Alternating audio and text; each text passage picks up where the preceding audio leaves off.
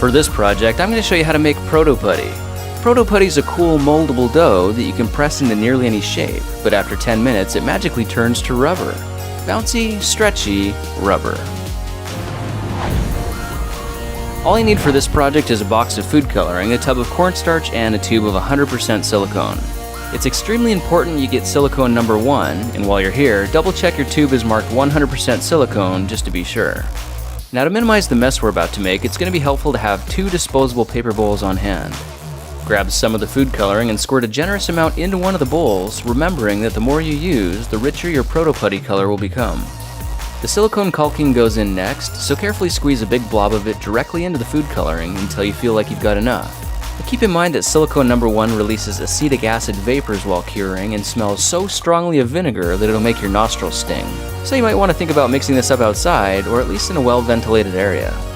Use something like a popsicle stick to slowly fold the silicone and food coloring together, and make sure you don't mix it too quickly or it might splash out and stain your clothes. You'll be able to tell when the 2 components are combined because they blend nicely into a solid and uniform color.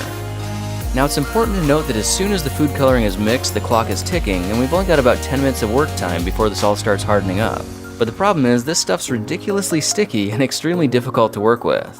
But if you drop the blob into a big bowl of cornstarch, then generously coat the outside with powder, the silicone becomes a lot easier to deal with because the powder prevents it from sticking to anything. Now if you don't want to turn your hands different colors or end up with super sticky fingers, now is the time to put on a pair of disposable gloves.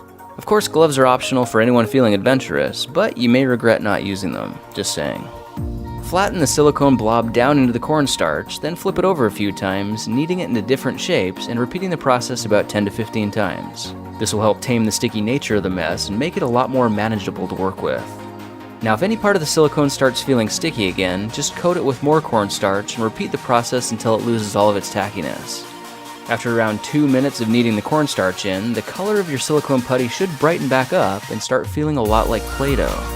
When it's thoroughly mixed to the point where it doesn't stick to your hands anymore, the ProtoPutty is finished and ready for immediate use. You can mold it, squish it, or press it into whatever shape you want. Just remember, you've only got 5 to 10 minutes of work time before it turns to rubber, so whatever you're doing, make sure you do it quickly. I tried making impressions of some stackable plastic bricks, and you can see that after only 15 minutes, the rubber is already so stiff we can pull it out of the mold. Popping the bricks out, you can see they left a perfect impression in the putty and created a fun little mold that looks remarkably similar to the kind I made in a previous video. The final product is extremely stretchy, very rubbery, and amazingly durable as well.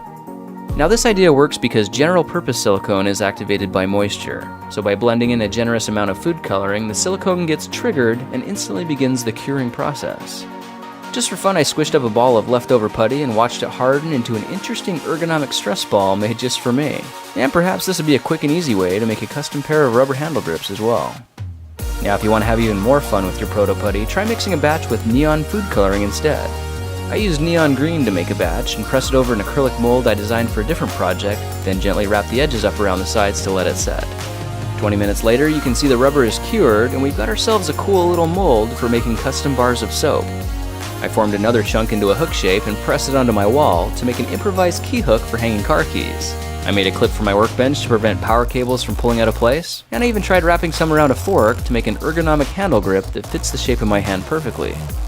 Now I was curious to see what the ProtoPutty would do if we didn't use any cornstarch at all, so I whipped up another big batch and slopped it straight into the mold.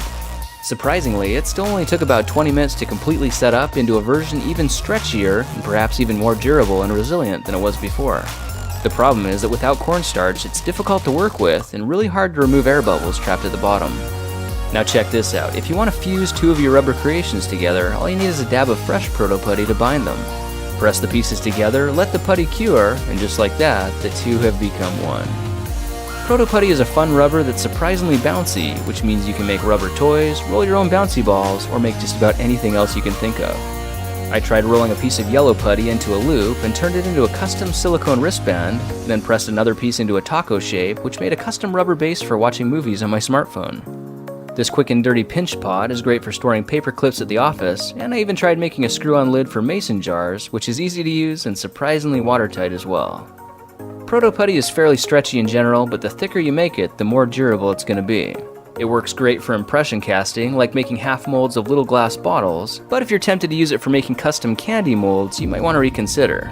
Construction silicone can be harmful if swallowed and can cause serious side effects if it gets inside your body. So rather than using it to make candy molds, it's probably better just to make toys, crayons, or little rubber erasers instead. Well, now you know how to use a few simple and very common materials to make huge batches of ProtoPutty on a budget, so you can channel your power of creation and make anything you want. By the way, there's a different kind of food-grade silicone you can use for making candies, and I'll put a link in the description to where you can find it. Well, that's it for now. If you like this project, perhaps you like some of my others. Check them out at thekingofrandom.com.